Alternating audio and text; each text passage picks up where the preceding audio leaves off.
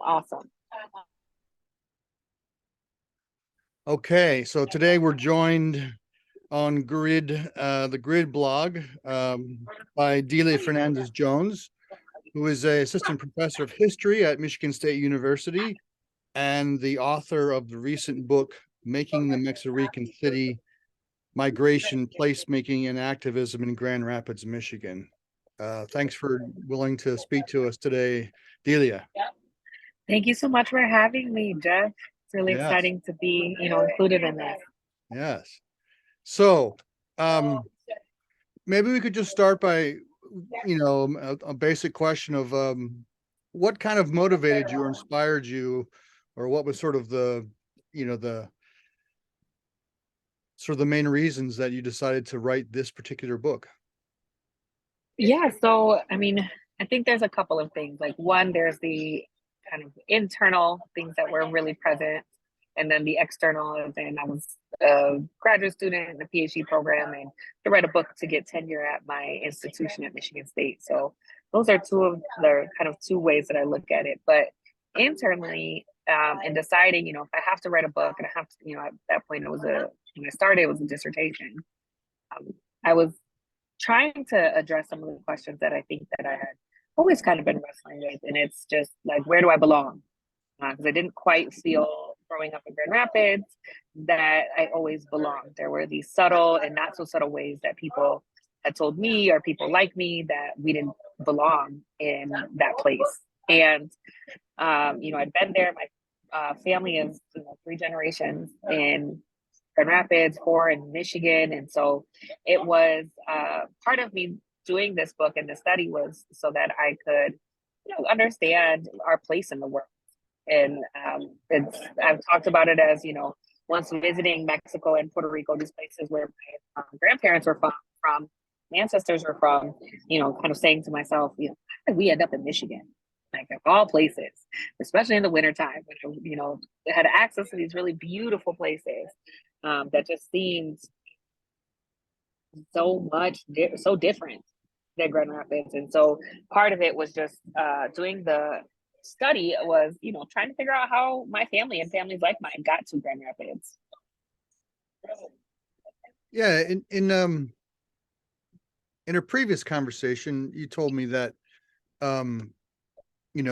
that you had grown up in Grand Rapids and that your parents had owned a business in Grand Rapids. And I'm just wondering if that lived experience growing up in that household in Grand Rapids, how much of that also just influenced you around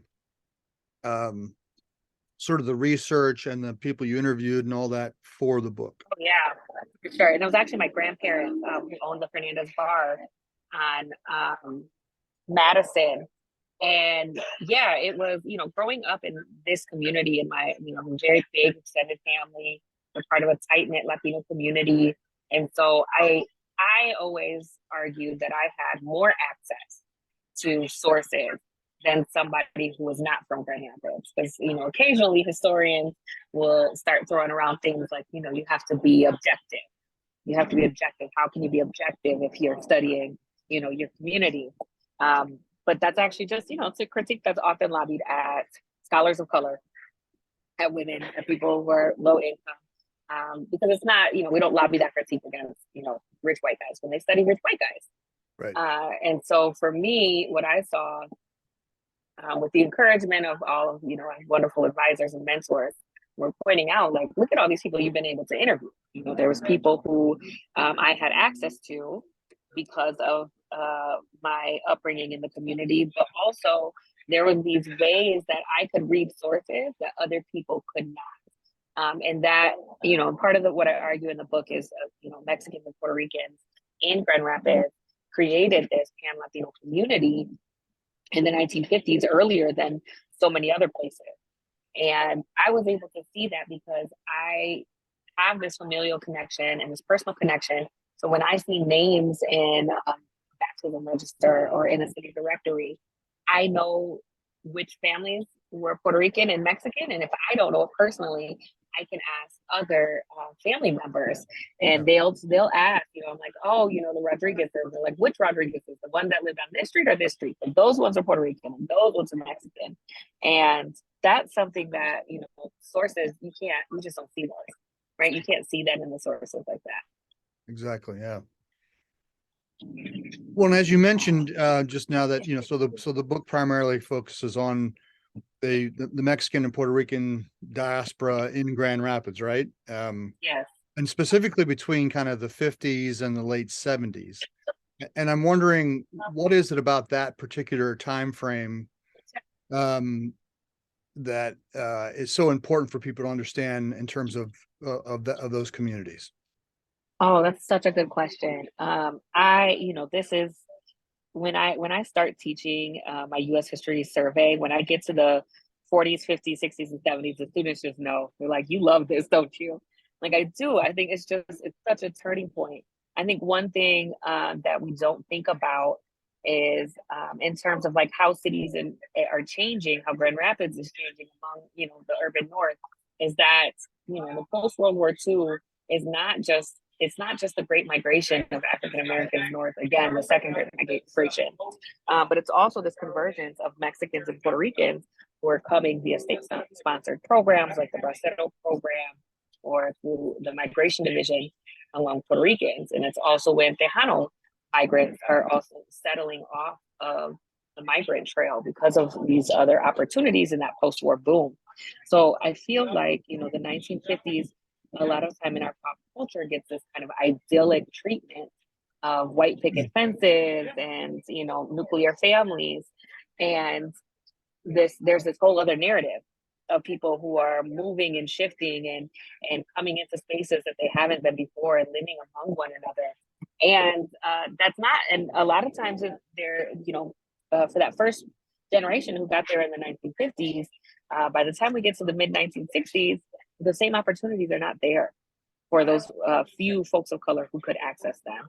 And that's what I saw among that community. So I think it's a really important era in kind of defining the population that we have now and the dynamics that we have now.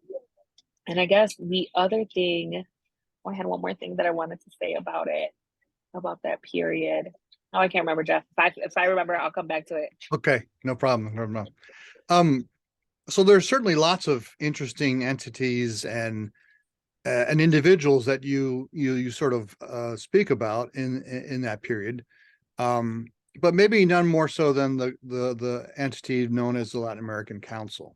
And I'm just wondering, what sort of things did this group accomplish during those years it was in operation, and why it's important for people to understand that kind of group came into being, that particularly was not only founded by but served the Mexican and Puerto Rican communities? Yeah, I think that, thank you again. You got great questions, Jeff. I was fascinated with the Latin American Council, both as a historian, but as somebody who's from the community. Because my parents grew up going to the Latin American Council. And as a kid, I heard about the council. I heard about them going to the concilio, swimming pool in the basement. It was a place where my parents, who lived off of Granville, one on Curve and one on Graham, were meeting. We're getting to hang out with one another every once in a while.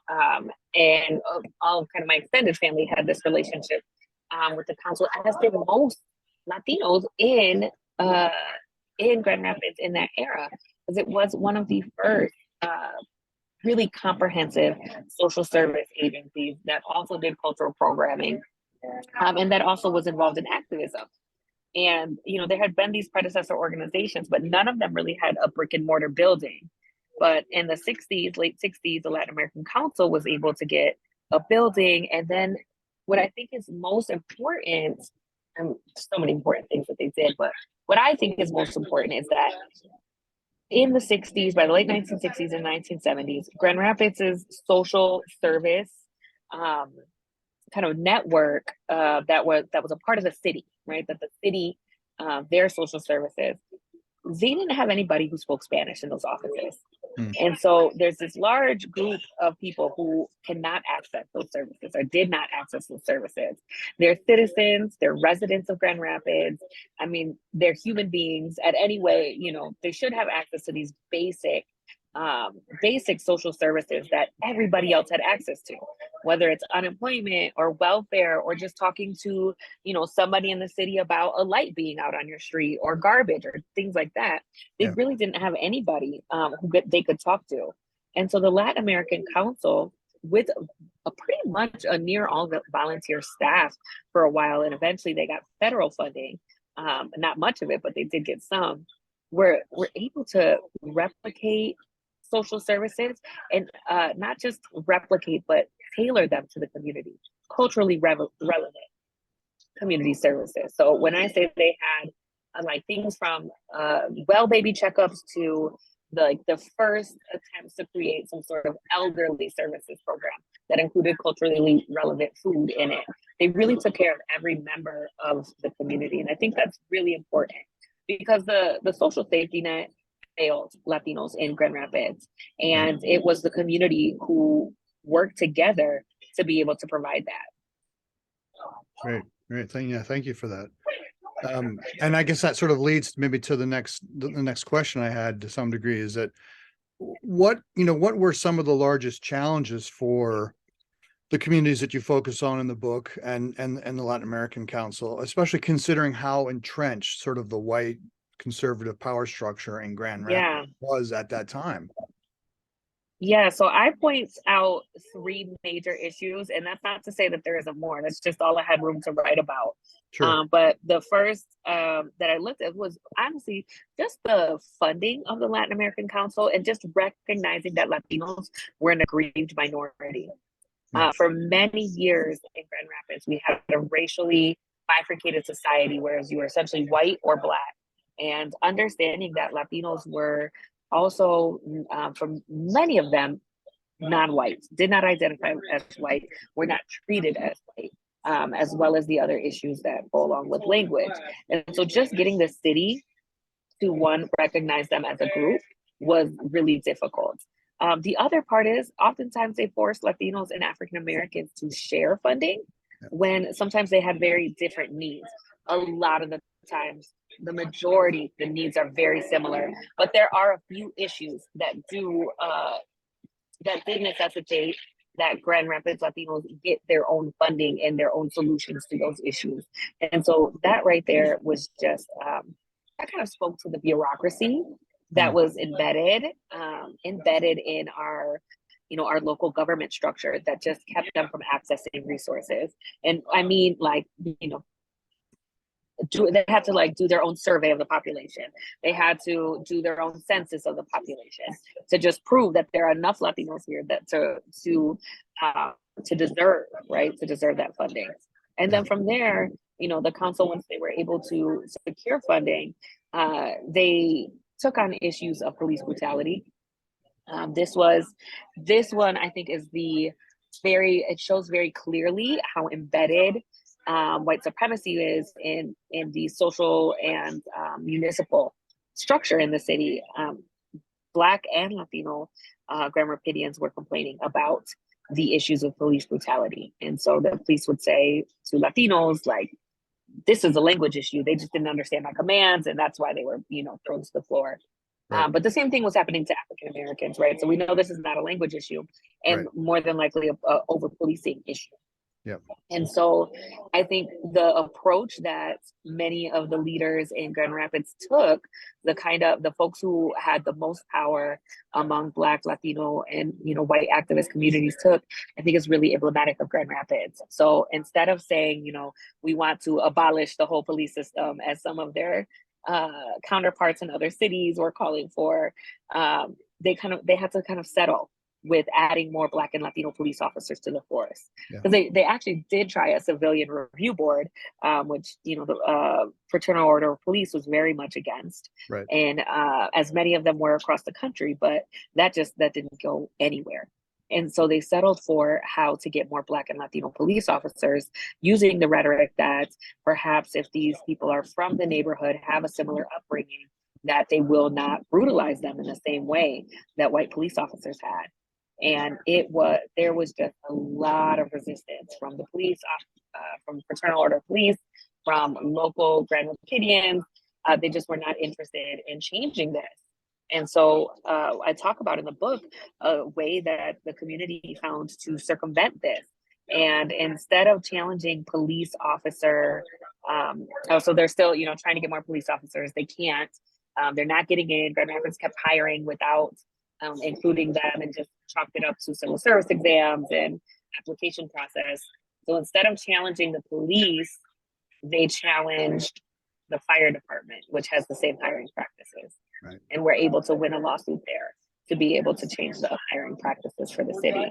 But it just shows, the kinds of hoops that people had to go through, especially when those are some of the most stable jobs, right? Unionized jobs, when those jobs are leaving in the 70s, to be included, right? To be included in that. Yeah. Then lastly, I talk about education, and it's very much another way, another instance of Latinos and African Americans finding ways outside of the mainstream to be able to help the community. Great. Okay, thank you. Just two more questions. So, in the book, you certainly talk about some individuals, like Martin Morales, who thought that maybe the Latin American Council was a bit too mainstream in some ways, and that they were presenting a more radical approach to making change. Now, in other cities, there were groups like the Brown Berets or the Young Lords, or the Aztlan movement and so forth, and these didn't really exist in Grand Rapids. So, so do you think that challenging Latin American Council was politically radical? Was that sort of a terminology that they were using? Is that something you sort of landed on as a critique, or how do you make sense of that in terms of how people view those who were sort of questioning or saying that we were moving too slow or whatever? Yeah, that's another great question, Jeff. This was, I think, one of the most taxing parts to write about, because I was trying to get this kind of macro look at what was happening while still being very cognizant of what's happening in Grand Rapids, and also different personalities that were at play. And so definitely when Martin Morales came to Grand Rapids in the late 60s, he very much shook things up. He had a very different experience than many of the people who had come to take, or, who formed the Latin American Council. Many of them were people who had migrated in the 50s, or were the oldest children of those who had migrated in the 40s and the 50s. And so I think for them, they had gotten they understood well the types of resistance that you face in Grand Rapids. And they had come up with their own way to navigate it, much like Randall Jelks and Todd Robinson have talked about, with the politics of respectability and understanding, what was at stake if we were to kind of go too far out. And so I do think that he presented what might have seemed like and felt like very radical ideals in Grand Rapids, but in any other place, they would have probably seemed more reformist than anything else, right? He wasn't necessarily talking about, scrapping the whole thing. He was talking about getting a piece of, getting a piece of what power was out there.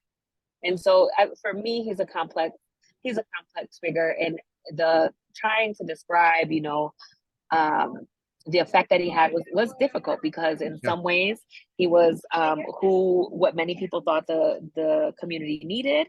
In other ways, they're like, you're gonna blow this thing for us, man. You're doing too much. And it's hard. And I point to this part that I mentioned in the book, because I think Martin wanted to use some of these more civil disobedience. He wanted to do that. That really wasn't something that you could do in Grand Rapids feasibly with the size of the population. Sure. And he was encouraging folks to do it. And it was actually something that I found towards the very end of when I was writing the book. When I was writing a presentation for folks in Berrien County, I found a newspaper article of Martin Morales and others getting arrested in Benton Harbor. Oh, for the wow. types of things that they wanted to do, right? And so it Okay. wasn't just Grand Rapids, right? It Right. wasn't just Right. Grand Rapids. It's Yeah. a West Michigan. It's the also the conservative pushback that emerged in the 1970s. And so it made it very clear, right, to me in that moment where I had interviewed people and they were like, it was too much too fast. They were very worried about very real consequences for them. And Right. at the same time, I understand the frustration that everybody felt with the slow pace of change. Sure.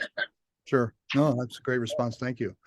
So last question. I know you have a limited Sure. time here, but No, no I'm just problem. wondering that, so, obviously the Latin American population in Grand Rapids has become more diverse, in recent decades, Yes. especially with the large Central American population that exists. I mean, how do you think this shift, and I know this is not a focus of your book, but how do Yeah. you, as a historian, as somebody who's looked at, this community since the 1950s, is, how has this shift in the makeup of the Latinx population been a benefit and or a challenge to the older or second generation of Mexican and Puerto Ricans in Grand Rapids? Jeff, you have the best questions. Okay, so I think I'm really, these are amazing. Um, so I think this is a really important issue because on the one hand, I see Grand Rapids as a place that continues to get more Latinos from various backgrounds because we have this history of pan Latinidad or just cross ethnic cooperation among Latinx or Latinx Latinos, right? So they know what it means to negotiate. We're not necessarily a place where there are a lot of Mexican Americans, there's a lot of Tejanos, but we've always had Puerto Ricans and then we had Cubans, right? So we still understand that what it looks like when you want to organize on the behalf of multiple groups, that there is going to be a lot of different facets at play. And so I think that that has been one of the draw for those folks. And in terms of the benefit, I think what we see is this continual connection to the culture, right? Where there was a lot of pressure for Mexicans and Puerto Ricans, for Latinos and all folks by the 1950s to really shed any cultural markers, including language, names, dress, all of these things. Mm. And Latinos fought very hard in Grand Rapids to retain those and to still be accepted.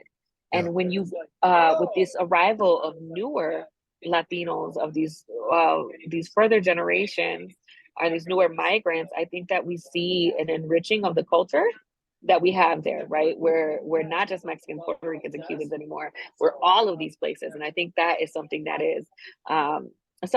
is really beautiful for the community. I think the challenge is, where do these Latinos who are older and who did not necessarily have the same resources, where do they fit in? So one of the biggest issues that we come across is language. In Grand Rapids, we did not have a comprehensive bilingual ed for K-12 until into the late 1970s and 1980s. So we also have this generation of people who were shamed out of speaking Spanish during those times, punished for speaking Spanish in schools and in Grand Rapids, and many of them lost the language and then did not pass it on to their children for fear of what would happen to them if they if they took on the accent, what stigmatization. And now you have newer Latinos who come and can speak Spanish because they spoke Spanish in their home country, but we do have bilingual ed services and we do have more services. And so sometimes those language barriers, I think, can really make people within the Latino community other each other. Mm. And I think that some of our institutions are have given their attention to recent migrants, as they should, but also dismissing the fact that actually older generations of Latinos aren't necessarily doing that great either, right? There's still some systemic things that might be actually more akin to the barriers that African Americans face in Grand Rapids. And I think it's hard for people to conceptualize of this very diverse Latino community and how they're going to assess the needs. And that's from, nonprofit standpoint, that's from institutional, either the city, the church, all of these places. Wow, that's fabulous responses. And I think really astute observations about what's happening right now. So thank you for that. So we've been speaking with Delia Fernandez Jones, author of Making the MexiRican City, Migration, Placemaking, and Activism in Grand Rapids, Michigan. Thank you so very much for talking with us today, and everybody should buy your book and read it and learn about this history. Thank you so much. The book is available on bookshop.org. You can pick your local bookstore, and you can have them, they get the credit for it. So please shop there if you can, bookshop.org. Great. And thank you so much, Jeff. I appreciate it. Thank you. Have a great day. You too. Also, off the Yes. record, these are the best questions that anybody has asked me. Oh, you're very kind. No, I'm so serious. I was like, this is going to be another, tell me, this was absolutely amazing. Those are the exact type of questions we need for this conversation to move forward. Oh. I appreciate it so much, Jeff. Well, thank you. Thank you. All right. All right. Sorry I couldn't stay longer. Okay. Yes. You thank have you a good very day. much.